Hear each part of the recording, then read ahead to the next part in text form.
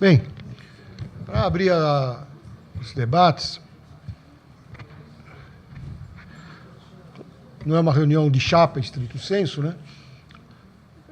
Porque há companheiros que apoiaram ou que integraram mais de uma chapa, mesmo nacional, e dois, porque é uma iniciativa combinada do diálogo petista com, em particular, as chapas da Constituinte, né? Terra, Trabalho e Soberania. O balanço que se pode fazer da eleição não coincide com o balanço que a gente faz da minha chapa, pelo menos, né? Cada um é livre para fazer as avaliações. Tanto nós fazemos um balanço positivo, que nos sentimos com gás para fazer uma atividade desse tipo, né? Não estamos lambendo ferida, quer dizer, o resultado foi animador para aquilo que a gente se propôs, bem entendido. E isso apesar da realidade do PED, só por isso que a gente não pode fazer um balanço triunfal, né? Porque o que nós vimos, uma vez mais, são práticas que esvaziam, na realidade, o debate político, o carregamento de eleitores, o investimento de capital na disputa, até para resolver a disputa, num grau maior do que antes. Então, não tem como sair otimista em geral num resultado desse tipo. Talvez a gente possa constatar que muito mais gente hoje do que há 4 meses atrás tem consciência do esgotamento, se é que algum dia isso foi uma ajuda ao partido, na minha opinião não foi, mas de boa fé muitos companheiros acreditaram que isso era uma forma de ampliar a participação, democratizar, massificar. E hoje está claro, com nuances de entendimento, claro, que o PED tem que acabar, para muito mais gente do que há 4 meses atrás. O grau de acordo ou de sinceridade, se vocês quiserem, sobre essa avaliação, vai ser medida pelo que se propõe no colocar no lugar.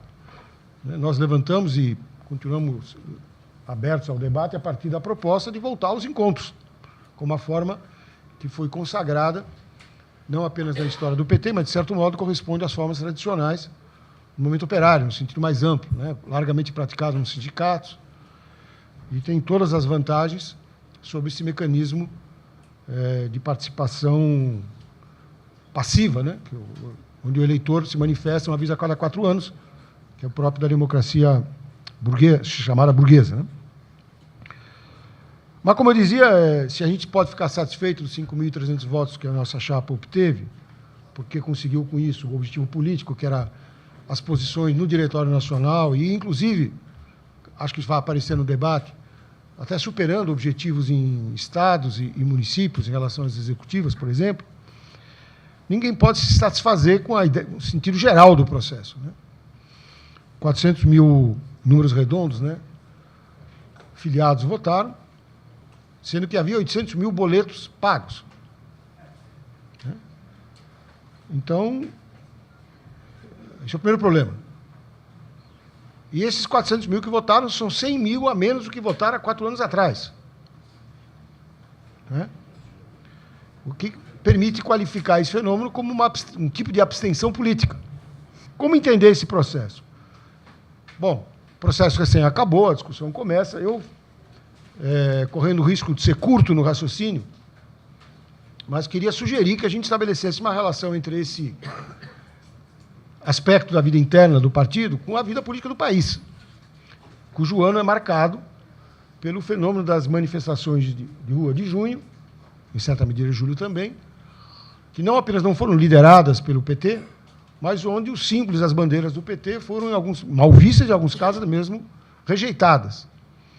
Então, há um elemento aí de insatisfação geral com as instituições do país. Foi o que nós dissemos durante o PED, inclusive desenvolvendo essa discussão, que apareceu em junho. E, desgraçadamente, o PT faz parte dessas instituições. Em alguma medida, ele está compondo a paisagem política mesmo do país, né? Reproduzindo práticas que o PT condena, historicamente, na sociedade, tanto que ele propõe uma reforma política.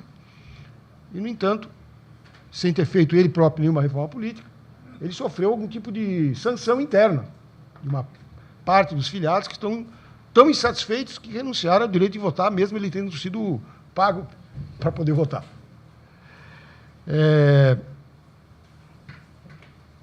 Não sei qual vai ser o balanço que a direção vai fazer. Em termos práticos, algum balanço ela já fez. Tanto que ela adiou o Congresso para 2015. O auge do prestígio dessa direção já passou, na minha maneira de ver.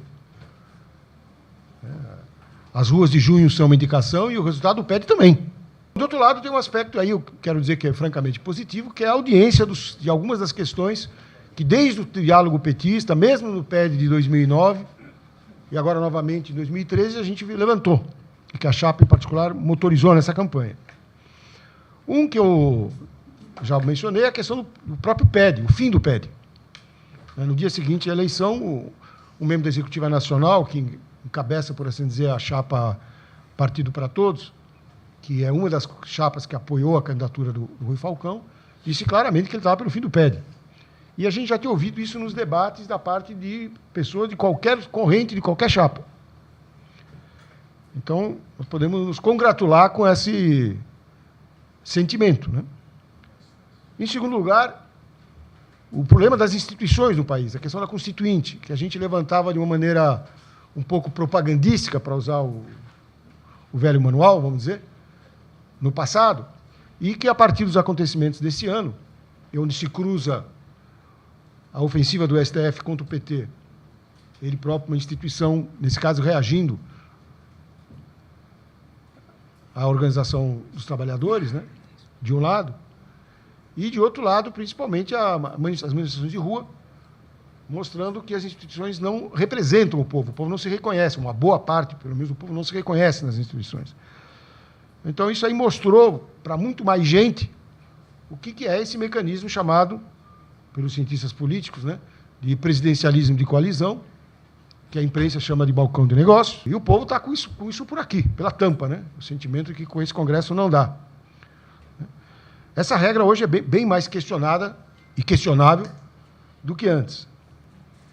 O companheiro aqui tem sensibilidade para aquilo que a gente veio martelando, não só nós, por outro lado, em que o dinheiro tem que ir para a educação, para a saúde, para o transporte, não para o superávit primário. Que o ano termina com a consagração do superávit primário em vista da prioridade absoluta dada na questão fiscal, que é aquela contradição dos pactos, né? De um lado, sinalizando no mais médicos e no outro despesas sociais necessárias, e de outro, ao reafirmar o primeiro pacto da estabilidade fiscal, acaba por fechar a torneirinha e aí não tem para ninguém. Foi a quarta questão que a gente levantou e está ligada a isso, o problema dos candidatos em 2014, das candidaturas em 2014. Porque o acordo com o PMDB, o acordo nacional, assim como a priorização de candidaturas do PMDB em vários estados, que é a coluna vertebral da política de alianças, decorre do aceitamento da lógica do presidencialismo de coalizão. Se você quer governar com o Senado, você tem que buscar acordo com a cúpula do Senado. Se você quer governar com uma maioria estável na Câmara, você tem que governar com o partido que pode dar essa maioria, entre aspas, estável. É o PMDB. E os outros, tem outros, mas entram subsidiariamente, porque não substituiriam, todos somados, o peso que o PMDB dá. E, na realidade, é isso que precisa terminar. Nós defendemos, de maneira bastante clara no processo, a ruptura com o PMDB. Inclusive no segundo turno, nós não queremos co-governo com o PMDB. E essa questão está posta ao lado do problema do presidencialismo de coalizão e da perspectiva da luta por uma constituinte. Então, tem 3 dirigentes históricos do PT já presos, 2 ex-presidentes, é mais do que simbólico, é um dado da vida nesse país. Então, é que permite perguntar que república é essa? Aquela em que os torturadores e criminosos políticos da ditadura não foram punidos, estão em plena liberdade, e os dirigentes do partido construído na luta contra a ditadura, esses estão na cadeia. E uma direção covarde não reage. Não reage, ao contrário, continua governando como um sabotador do próprio governo.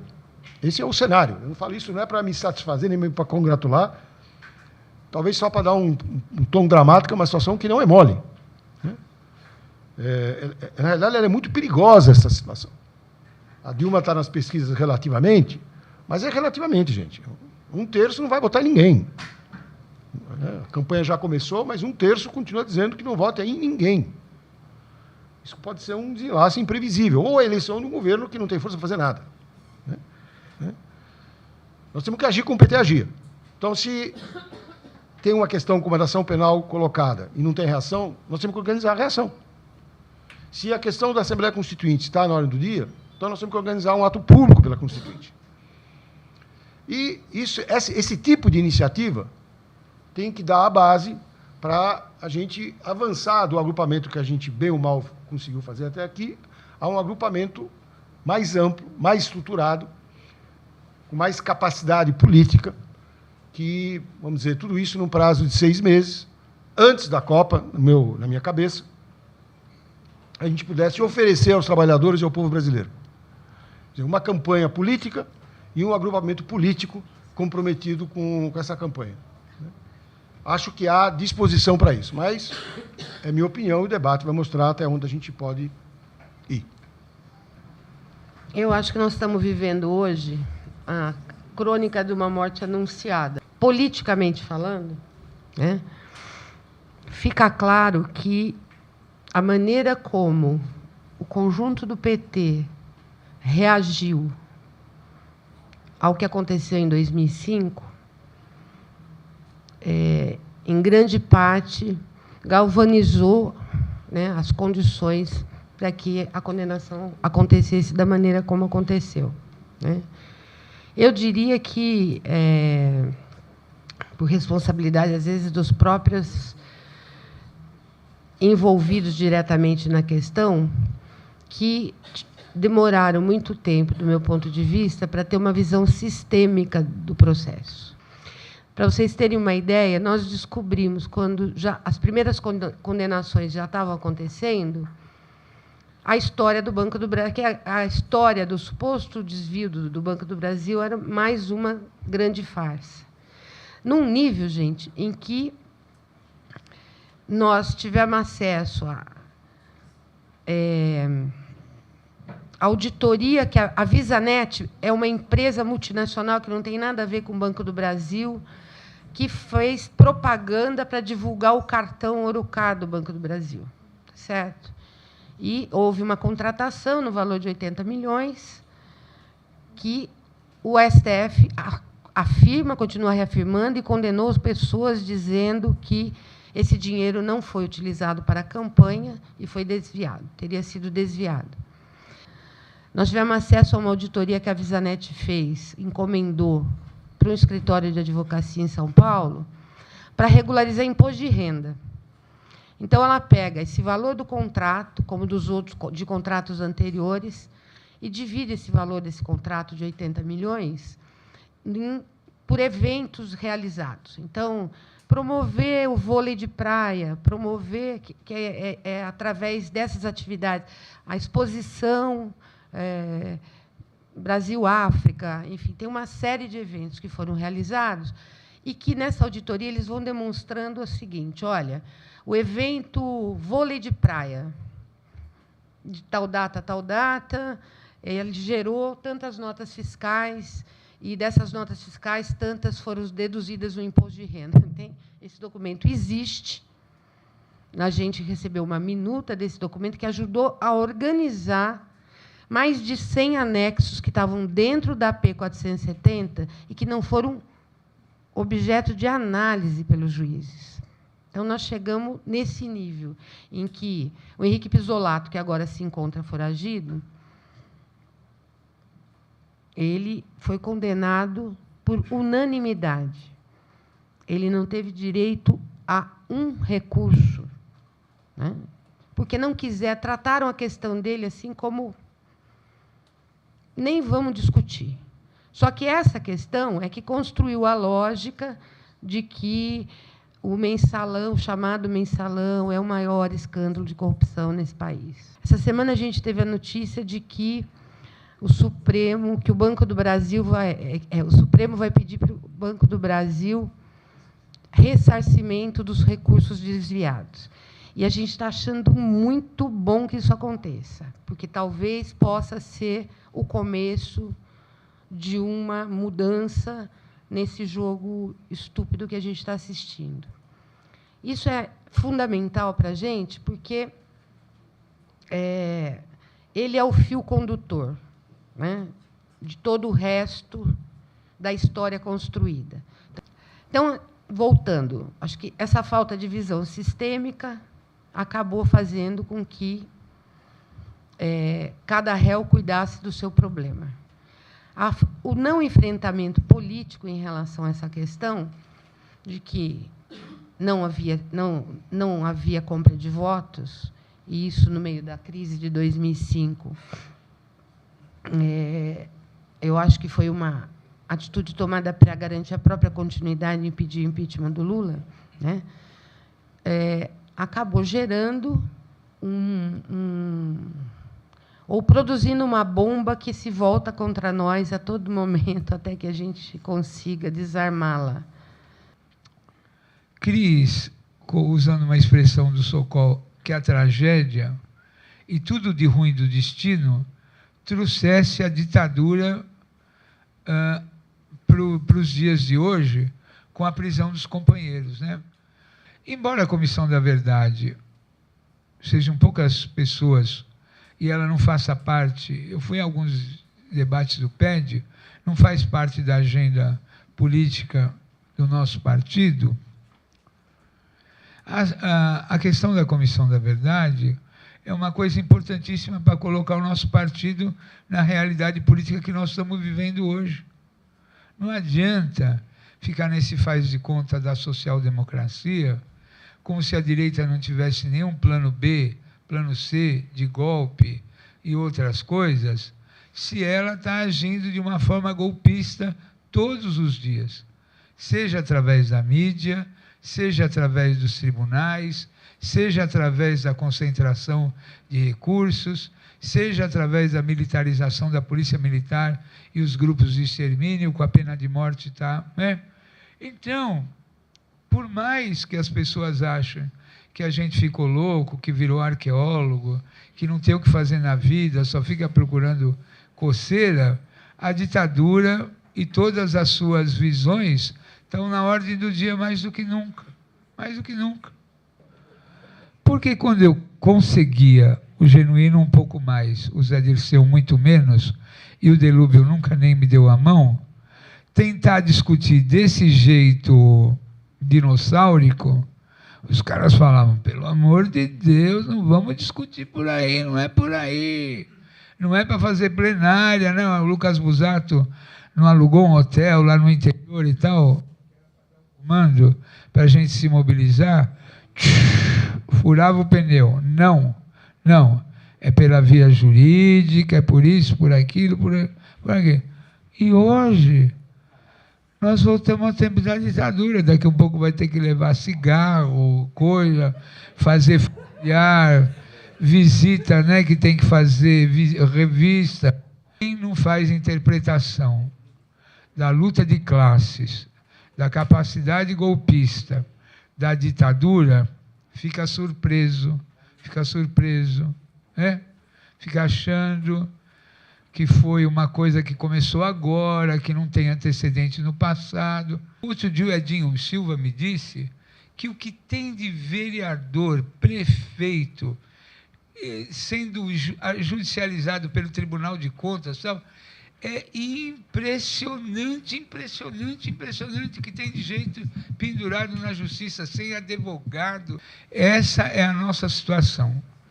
Os tribunais se transformaram em tribunais políticos, os julgamentos são eminentemente políticos, os juízes não leem os processos, não leem as ações, e viu que é PT, condena. E a molecada aí, que participou dos movimentos, está todinha enrolada com processos policiais, denúncias terríveis. Eu não faço outra coisa a não ser em delegacia, isso, soltar a garotada, e depois sobe um processo, uma capivara. E no campo, o grupo do Zé Rainha tem 8 caras para ser condenado, e um já foi condenado há 9 anos. E talvez o Zé volte para a cadeia. Então, Lógico que tem que ter lei, tem que ter Estado de Direito, mas tem que ter política, para analisar. Nós não somos marxistas, né? O PT não é um partido que faz análise marxista e tal. Agora, a luta de classes não acabou. Nem o Vadim Mutran querendo revogar essa lei na Câmara Municipal, que ele queria revogar 2 leis. A lei dos direitos humanos e a lei da luta de classe. Não conseguiu.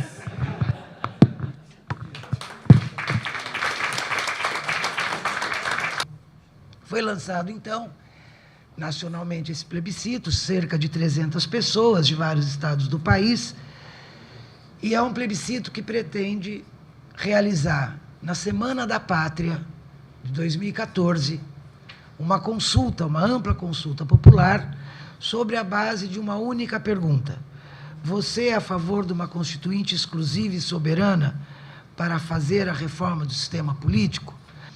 Essa iniciativa é uma iniciativa que começou a ser discutida ainda no curso das mobilizações de junho e julho, mas, fundamentalmente, depois que a presidente Dilma, ao pautar o assunto, e de maneira que ganhou inequivocamente um amplo apoio popular, como mostrou a pesquisa da Datafolha, 73% da população apoiava a proposta da presidente, mas a mesma presidente, infelizmente, sucumbiu, se dobrou à pressão do PMDB em primeiro lugar e depois do próprio STF contra o plebiscito. Foi aí que, então, os movimentos, entidades, organizações que começaram a se reunir no bojo das mobilizações de junho, discutiram, então, a realização desse plebiscito para manter no centro do debate político a questão da necessária reforma política no Brasil.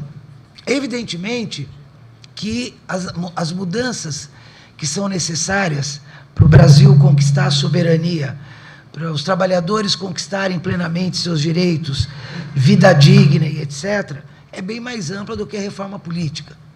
A reforma agrária é necessária, a reforma urbana é necessária, todas as reformas, a retomada da riqueza que foi privatizada, etc., são todas tarefas que estão postas para ser feitas se houver uma disposição de dialogar com o sentimento amplo que as ruas demonstraram em junho.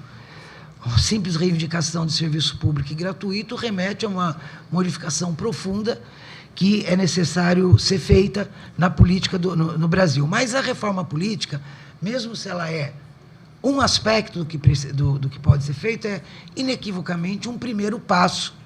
E um primeiro passo que pode abrir a via, que pode destampar o caminho para que essas reformas políticas que essas outras reformas sejam feitas. É por isso que eu acho que essa nossa plenária ela vai ter que se debruçar sobre como nós vamos poder nos engajar na preparação desse plebiscito. Desde começar a discutir as reformas que são necessárias, como o voto em lista, como a questão de um eleitor, um voto, como a questão do financiamento público, do fim do Senado, essas questões políticas, até as questões de como organizar das respectivas cidades, inclusive a partir dos diretórios. Eu quero dizer que a decisão do Diretório Nacional do PT foi de apoiar a realização do plebiscito, mas nós sabemos que é preciso colocar em prática, e muitas decisões, em especial as mais positivas, não são muito colocadas em marcha na situação atual do partido. Então, eu acho que a gente vai ter que dedicar a preparação desse plebiscito com a consciência, por outro lado. Eu queria deixar essa preocupação também registrada aqui, que é uma campanha de frente única. É uma campanha de frente única onde o que nos une é o objetivo do plebiscito, levantar milhões de votos que digam sim à Constituinte exclusiva e soberana para fazer a reforma política. Mas, como toda campanha de frente única, ela traz posições diferenciadas sobre outros assuntos. Todos estão de acordo com o plebiscito, mas quando entra no conteúdo da discussão, aí diferenças aparecem. Então, por exemplo, uma questão que tá pautada, e eu particularmente tenho um cuidado muito especial com isso, são as propostas que tentam transformar a efetiva subrepresentação da maioria oprimida da nação, e é por isso que as massas não se sentem reconhecidas nessas instituições, não só o Congresso, mas também o Congresso, transformar o que é a subrepresentação de uma minoria, de uma maioria, por subrepresentação setorial da população. Então, como se a reforma política que nós estamos chamados a fazer é aquela que aumente a representação das mulheres no parlamento, é aquela que aumenta a representação dos negros no parlamento. E agora começa a organização dos comitês para começar a organizar em cada bairro, em cada escola, em cada fábrica, a coleta dos votos, para em 7 de setembro a gente ter milhões de pessoas dizendo sim à Constituinte. Encerro dizendo que é uma atividade que se inspira bastante no que foi o plebiscito da ALCA, que também não tinha nenhum poder de decidir nada, mas que, convenhamos, foi uma mobilização fundamental para empurrar, inclusive, o nosso próprio governo a não embarcar na aventura da ALCA. Então, era essa a introdução que eu queria fazer. Obrigado.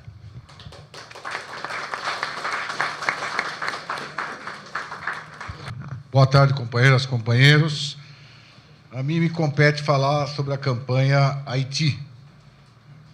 Uma campanha que a gente desenvolve ao longo do tempo que existe o diálogo petista, que teve seu lugar na batalha da chapa constituinte por terra, trabalho e soberania, e que entra num momento culminante.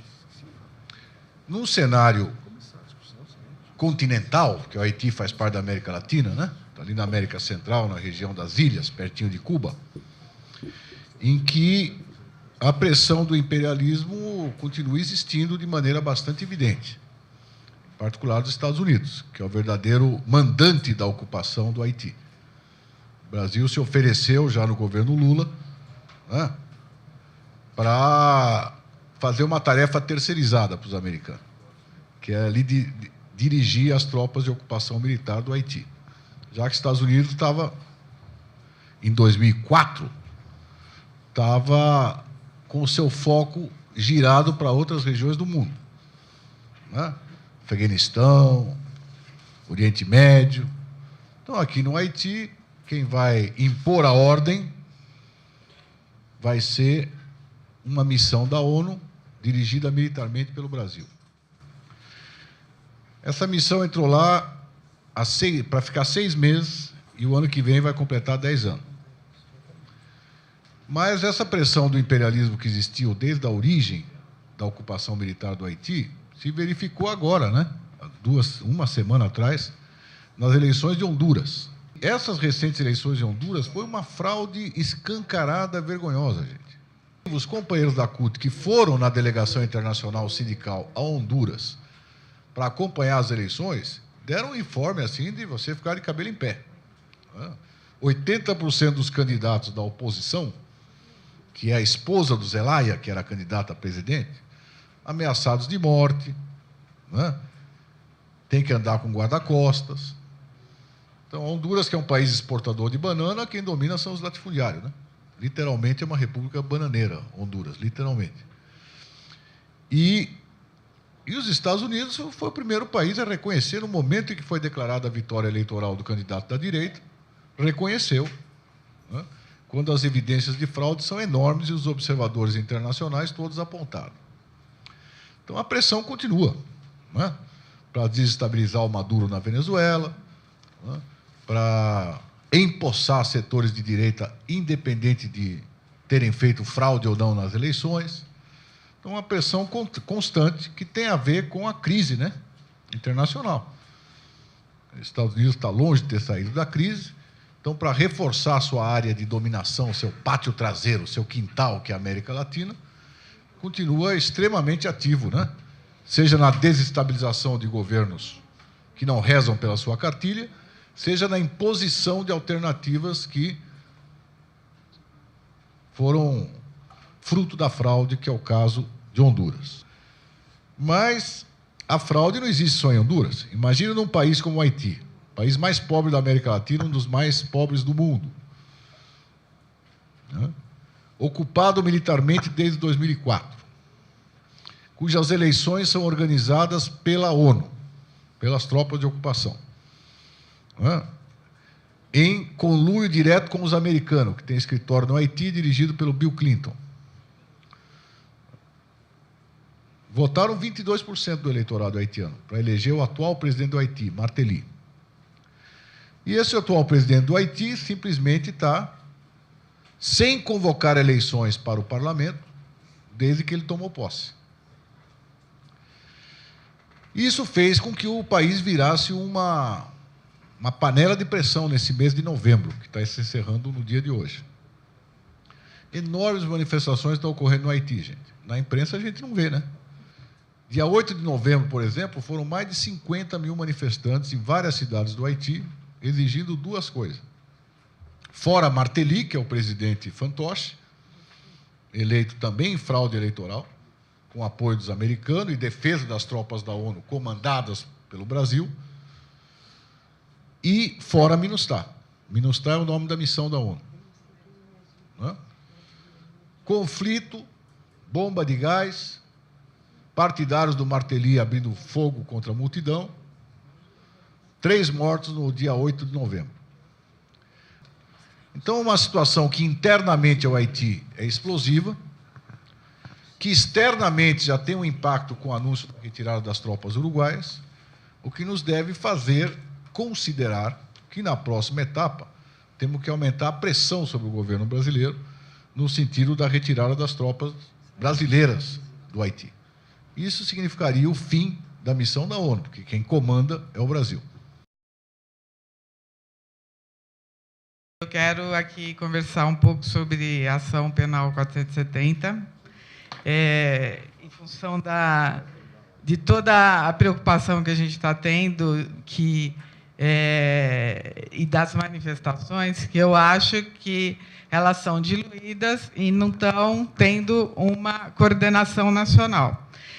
Da mesma forma como o Adriano Diogo falou, e eu acho que a situação do país é bem grave, eu acho, a conjuntura, eu vejo que a gente tem que fazer um movimento para caracterizar que as prisões são políticas, que o Estado de Direito está sendo ameaçado e que nós temos que pedir o impeachment do Joaquim Barbosa. Eu acho que tem que ter uma pauta bem definida, eu acho que tem que ter uma campanha já de impeachment do Joaquim Barbosa. Isso por quê? O Joaquim Barbosa é o presidente do Poder Judiciário, certo? Então, e os próprios ministros do STF não estão fazendo absolutamente nada.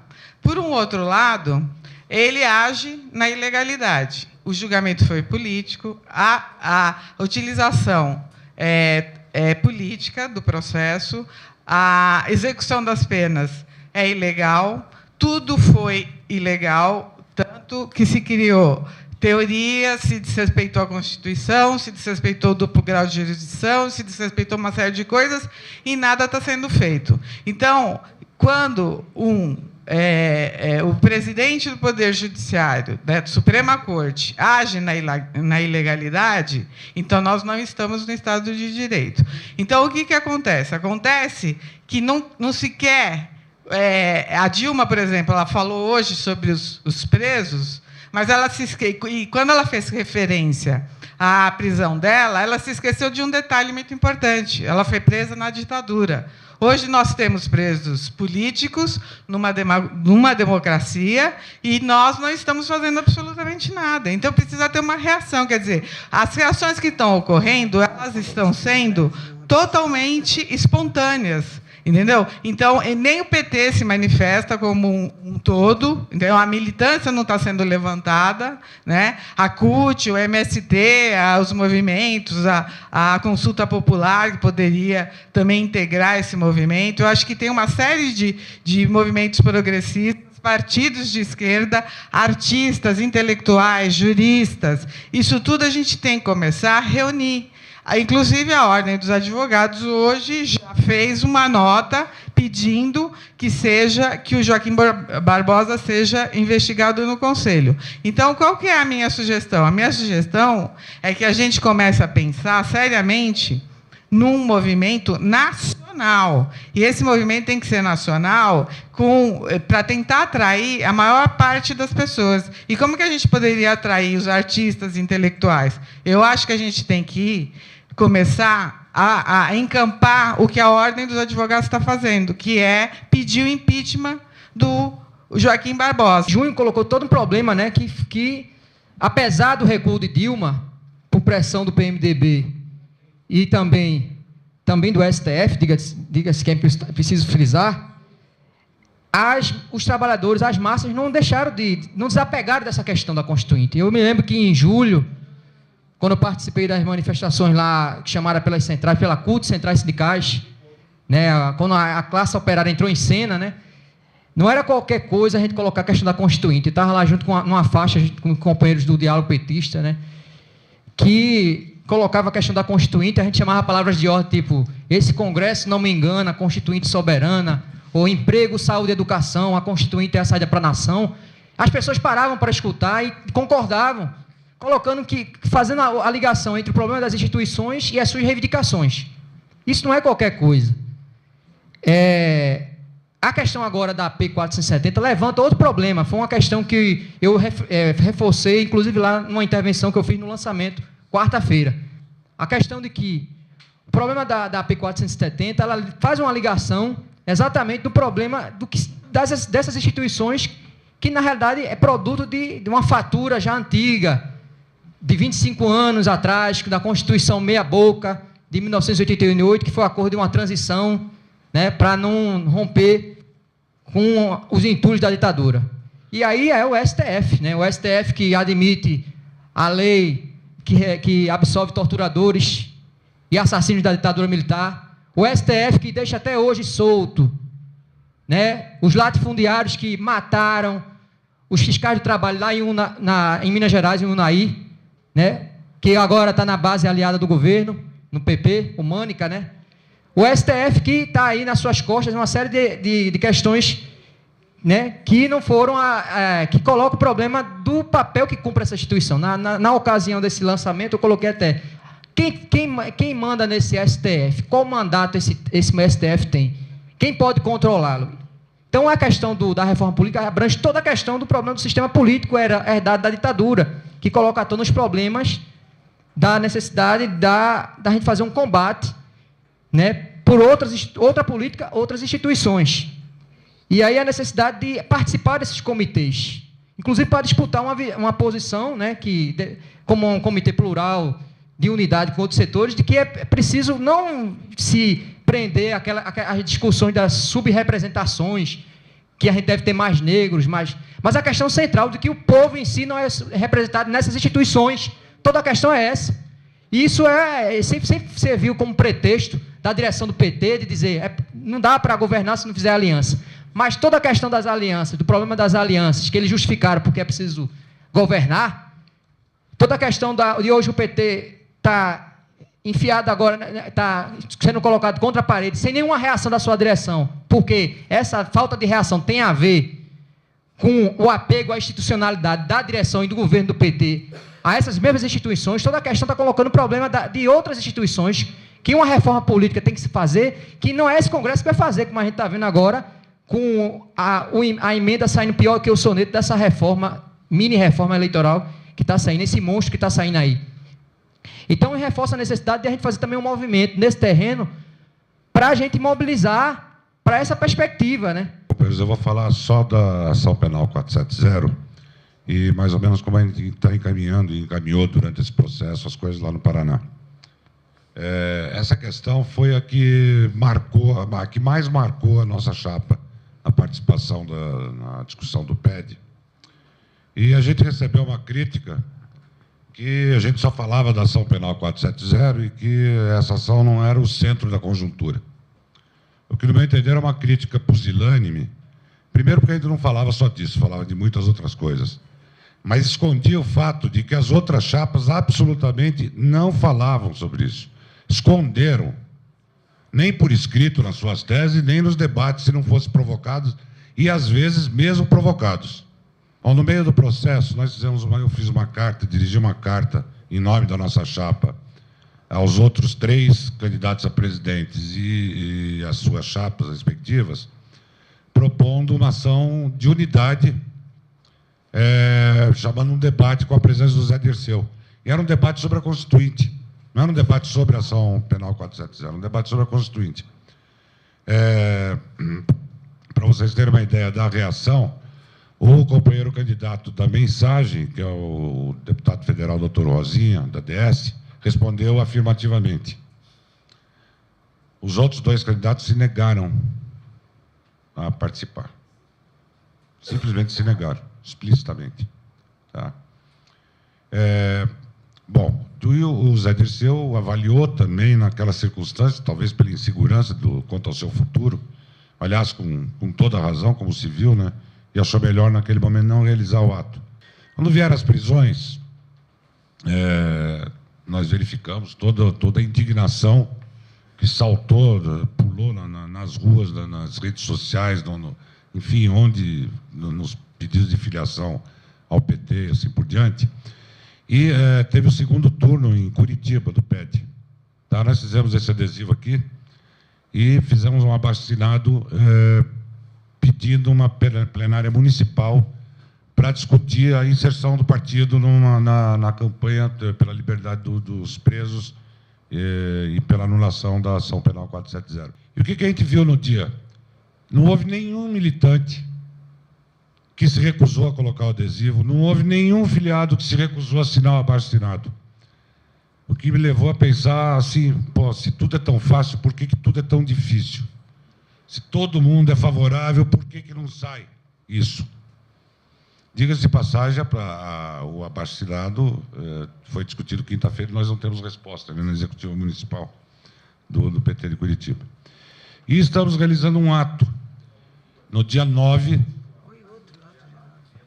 segunda-feira, na outra segunda, um ato pela anulação da ação penal, e que a gente não pode dizer que é um ato chamado pelo PT. Tá? É um ato que nós estamos chamando porque o PT não se manifestou. Só concluindo, eu receio que essa negativa em assumir a direção do movimento faça com que o PT tenha uma derrota política muito séria. Muito séria. Nós já estamos carregando o peso da nossa ausência das manifestações de junho. Mas agora se trata de uma coisa mais séria ainda, porque é diretamente a base do partido. Tá? E a base do partido se sentir decepcionada com a direção e não ter outra referência, ela pode abandonar o partido. Eu vou pôr um pouco a realidade de Osasco, onde também um companheiro vem sofrendo a ação penal 470, que é o companheiro João Paulo, que sempre, foi vereador pelo PT, o primeiro mandato dele, deputado estadual, deputado federal, foi presidente da Câmara. E a história do companheiro João Paulo é uma história que cresce muito na região de Osasco. É uma região que ele, desde o primeiro mandato para vereador, ele sempre se doou e colocou o mandato dele à disposição na construção do partido, né? E até hoje é assim lá na região de Osasco. Abandonaram o companheiro quando chegou na hora que precisava mais, abandonaram. Quando todo mundo está colocando aqui a realidade da direção nacional, estadual e municipal, pelo menos em Osasco, é um abandono total. Uma parte da militância sempre cobrando a direção do partido. Como é que nós vamos sair para a rua para defender os companheiros? Não, eles erraram. Olha o que falavam para a gente. Eles erraram, tem que consertar o erro, não sei o quê. Fazendo o discurso da direita. Fazendo o discurso da direita. E isso é um crime. Porque os companheiros, mais que tivessem errado, eles não roubaram. Eles não pegaram para pôr na caixa deles. Quem conhece João Paulo Genuíno, eu conheço muito bem, lá no Butantã, sempre o Genuíno morou lá, é a mesma casa. O João Paulo em Osasco, na Vila São José. O Zé Dirceu, a mesma coisa. Não foi para o bolso deles. Se foi algum erro, foi para fazer o projeto, o senhor Lula ser o presidente da República. Certo? E que hoje fica de boca calada e deixa os companheiros ser massacrados. A direção do partido não puxou nenhum ato, nem mobilizou nada. Nós colocamos umas 1.000 pessoas num colégio, 2 atos que nós fizemos. Isso não foi o partido, foi isolado da militância. Então, é para a gente ver o que está acontecendo com a direção do nosso. Não é o PT, é a direção que está. Nós temos que repetir que não é o PT, é a direção, porque o PT somos nós. Aí nós devíamos começar a fazer, mobilizar, que nem nós fizemos na marcha dos 100 mil, fazer uma marcha, aí juntar CUT, o MST, todas as forças organizadas da sociedade e fazer essa marcha assim, em frente do Supremo. O que me motivou a fazer essa intervenção aqui foi que ontem eu vi que era bem recorrente na fala dos companheiros, quando se referiam às manifestações de junho e julho, como se tivesse sido um grande momento de baque para a gente, ou como se a gente tivesse sido colocado em questionamento, né? Eu digo, a gente enquanto partido. Mas, enfim, venho falar enquanto alguém que participou muito efetivamente dessas mobilizações em Recife, principalmente. E eu acho que, na realidade, foi o contrário. Eu acho que essas manifestações tiveram um caráter muito pedagógico, do ponto de vista de a população passar a entender, sobretudo os mais jovens, qual é o papel do Estado, que tipo de Estado, que tipo de representação eles querem, né?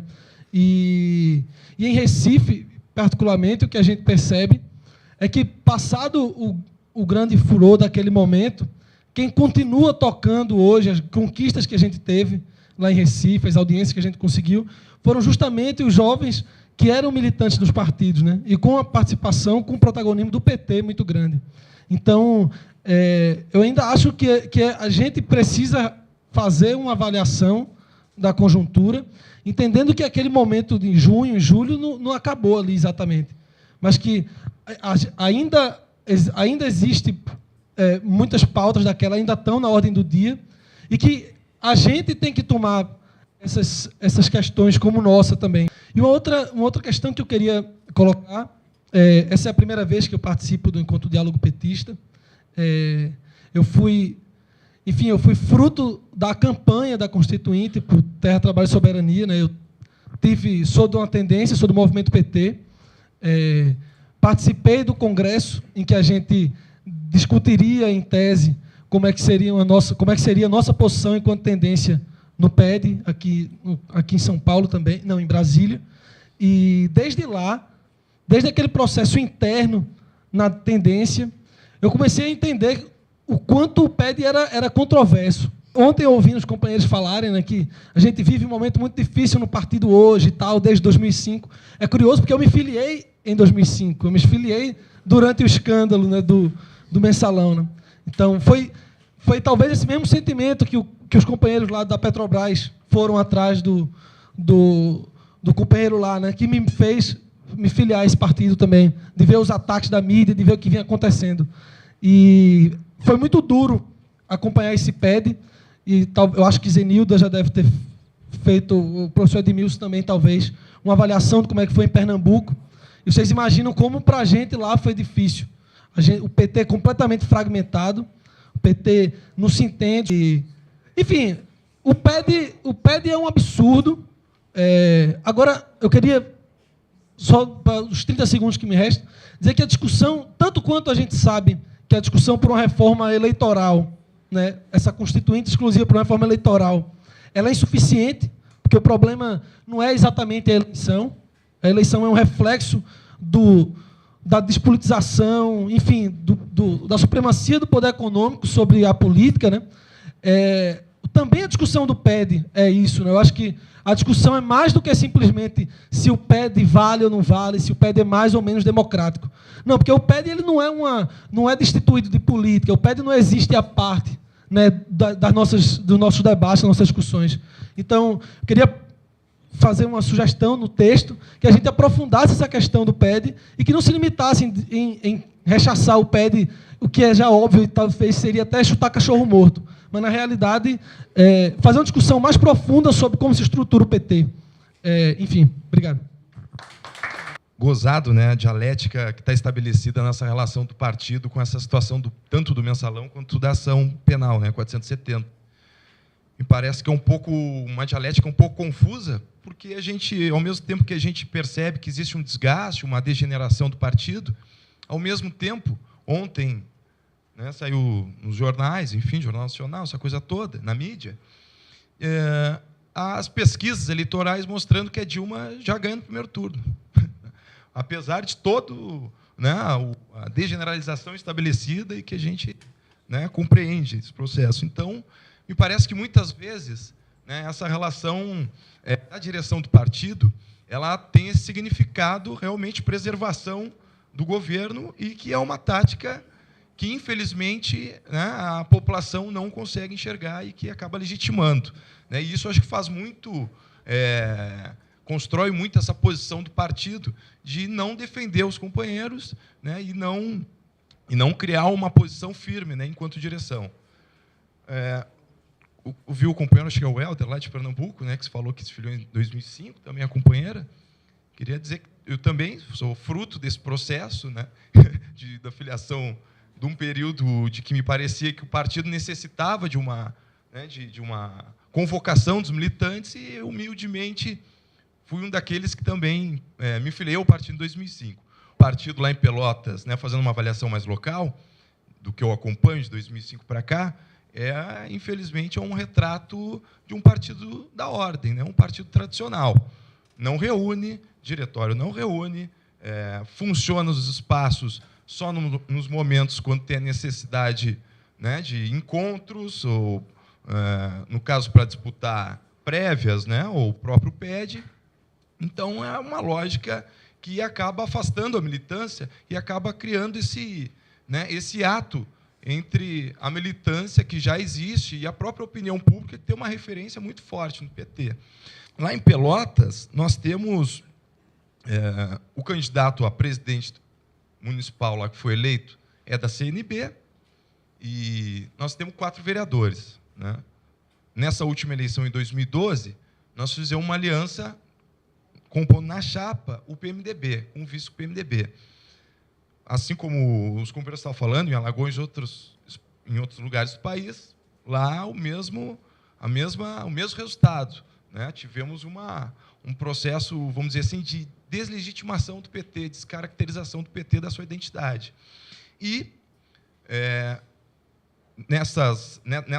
nessa composição, para a Câmara de Vereadores, ali nós tivemos uma bancada de 4, que não significou, apesar de numericamente parecer significativo, mas não significou uma representação muito alta, haja visto que nas eleições passadas nós repetimos a mesma bancada e nós tivemos um acréscimo das cadeiras de vereadores de 15 para 21 e permanecemos com uma bancada de 4 na eleição de 2012. Então, gostaria de propor de que, no caso lá local, em Pelotas, propor aqui para a mesa e para o plenário, de que eu acho que seria importante, se nós conseguíssemos, buscar uma estratégia que mobilizássemos os próprios vereadores, né, que pudesse, sei lá, organizar alguma audiência junto com os sindicatos, junto com o movimento, né, com o MST, com a CUT, enfim, e a gente organizar com os trabalhadores, tentar pautar, já que a direção do partido não faz essa convocação, nós tentarmos conseguir mobilizar os vereadores que têm a fazer uma audiência, colocando a necessidade de fortalecer o partido, de convocar militantes do partido para a anulação da P470. E eu acho que isso seria uma forma que poderíamos até garantir uma legitimidade para próximos períodos, a gente, para o Congresso, inclusive, que, como o Sokol disse, vai ser realizado em 2015, a gente conseguisse fortalecer. Tem uma frasezinha bem popular que diz assim: sem base nada se sustenta. Eu estou me referindo ao partido. Né? Fazendo uma ilustração, eu gosto de comparar o partido, o PT, o PT que eu conheci na Escola Técnica Federal, que hoje chama Instituto Federal, né? Eu conheci lá em 88. Eu costumo comparar o partido como uma fogueira. Eu tenho o PT como uma religião. Quando você está ali próximo com os companheiros na fogueira, você se sente aquecido, né? Diante do frio dos desafios. Mas quando você se afasta, você tende a morrer de frio. Então, eu acho que esse é um momento oportuno da gente investir na base, né? Eu era uma pessoa, antes de conhecer o PT, eu era uma pessoa que tinha um complexo de inferioridade tremendo. Eu me sentia preso, né? Ao ter contato com o partido, participar dos núcleos de base, participar das reuniões, dos encontros, dos seminários, eu me considero, a partir desse momento, passei a me considerar uma pessoa liberta, né? E como retribuição a essa liberdade, eu sempre estive à disposição para as mobilizações. Mas quando você cessa isso, quando você interrompe a vida do partido, você tende a esfriar. Já em relação ao processo 470, tem uma frase aqui de Martin Luther King Jr., que é um bom recado para a gente. É bom relembrar essa frase. Se uma lei é injusta, nós temos a obrigação de desobedecê-la. Disse Martin Luther King lá nos Estados Unidos, naquela época que ele lutava contra a discriminação racial. Se uma lei é injusta, nós temos a obrigação de desobedecê-la. Em relação ainda ao 470, alguns companheiros aqui e uma companheira falou, tem que ficar bem claro. O foco é o seguinte: essa teoria de domínio dos fatos, ela abre um espaço para a elite prender todos nós. Então, só isso já é motivo para a gente ir para cima, né? Existe a campanha da companheira Dilma, existe. Mas podemos tocar em paralelo. Vamos cuidar da campanha da companheira, mas também vamos para cima em relação ao processo 470, porque é uma ameaça a todos nós. Hoje, eu venho acompanhando desde ontem a discussão de como que está a militância, o que a militância não é, como está ausente a militância, os últimos acontecimentos da prisão dos companheiros. Há uma grande confusão em relação a isso. E se a direção do partido está ausente, como a gente pode esperar que a militância vá fazer um diálogo, vá fazer a defesa dos companheiros diante do que fizeram, o que não fizeram? Eu não sou juiz para julgar o que foi feito. Agora, nós, os militantes, e grande parte da militância, precisa ter uma compreensão que não é a compreensão da mídia, que não é a compreensão dos juristas, que não é a compreensão que está aí. Ela precisa ter uma compreensão lançada pela sua direção. Ela precisa ter uma compreensão e documentos que alertem para isso sobre de dentro do PT para a sua militância. Você não tem como apoiar e nem levantar uma bandeira por alguém se você não sabe o que aconteceu. E grande parte da militância está nessa situação quando a gente conversa e dialoga, e nós temos muitos militantes que nós construímos no Estado que não sabem o que aconteceu, como muitos aqui relataram também. Nós militamos no Estado de Santa Catarina com as comunidades quilombolas. Em 2010, saiu um documento do presidente da Câmara Nacional se colocando contrário ao decreto 4887. O decreto 4887 é o decreto do governo federal que determina a titulação, regularização das territórios quilombolas. De 2013, o decreto. Quando chegamos numa cidade de extrema-direita, que é Campos Novos, no interior de Santa Catarina, e fomos pegos de surpresa com uma nota no jornal da direita direitosa de Santa Catarina, dizendo: Chinaglia se manifesta contrário ao decreto 4887. Eu, petista, quase tive um troço. E aí, o que parece isso para nós? Que estamos numa cidade, num município, buscando tirar os companheiros que, historicamente, votavam no PFL, votavam no DEM, votavam no PMDB, fazendo uma discussão numa comunidade com 1.000 quilombolas, para os companheiros votarem no PT, e nós somos pegos de surpresa com um documento desse. O que parece isso para nós? O que diz isso para nós? Um minuto, vai. Quando as políticas do governo federal estão hoje se aproximando da bancada ruralista, se aproximando da bancada evangélica, e nós discutimos, sou de terreiro, e nós discutimos em nosso Estado, para que que os evangélicos é o grande massacre do povo de terreiro no país inteiro, e nós temos uma aproximação desse setor, o que é que nos resta? Como você diz, e essa é uma posição da majoritária, e essa é uma posição dos companheiros, quando a gente, em nosso Estado, define algumas questões do diretório, de que ponto de vista nós íamos estar próximo, de quem nós íamos nos aproximar, e a direção do partido em nosso Estado se manifesta no dia posterior, numa postura de apoio ao governo do Estado e à política do governo do município, e esses companheiros são da majoritária, como a gente defende esses companheiros? É isso que nós falamos, é isso que afasta a militância, é isso que nós não queremos. Nós queremos, sim, defender o PT, e a 470, ela não vem só para defender os companheiros que foram presos. O pior problema da 470 é o que vai estar apontado para nós, que fazemos mobilização em nosso Estado, com as comunidades quilombolas, o povo de terreiro, o movimento negro, que vai estar na ponta da lança agora dos olhares do judiciário para qualquer mobilização que a gente tiver. Então, ela vem por uma política feita pela majoritária do PT, mas ela vai atingir nós que estamos na base, nós que estamos segurando o partido, nós que estamos reconstruindo esse partido que foi achincalhado. Então, defender os companheiros, eu acho que nós temos que defender, porque esse tem que ser o papel de qualquer pessoa quando vê um companheiro atingido injustamente. Agora, cabe à direção do partido colocar para essa militância aguerrida o que é que aconteceu, para que ela se sinta encorajada e a lutar pelo partido e pelos companheiros que sequer foram atingidos injustamente. Desculpa o prazo, mas eu tinha que dizer isso. Obrigado.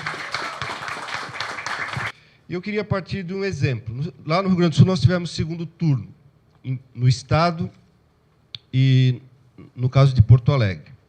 Infelizmente, o companheiro Olívio Dutra deu uma entrevista alguns dias antes, no meio do segundo turno, uma entrevista para o Jornal do Comércio, um jornal local, dizendo que estava certo o Barbosa, tinha que prender, que, afinal, quem erra tem que pagar pelos seus erros. Bom, isso teve um impacto enorme no partido. O Olívio Dutra não é um filiado que apareceu ontem, né? Todo mundo sabe a trajetória. Nós mesmos, do Diálogo, fizemos uma série de debates com o Olívio, em função dos muitos pontos em comum que nós temos com ele, que nessa questão, bom, infelizmente a posição dele é essa. Mas o problema não é o Olívio, que tem o direito de ter sua opinião. O problema é o que isso se transformou.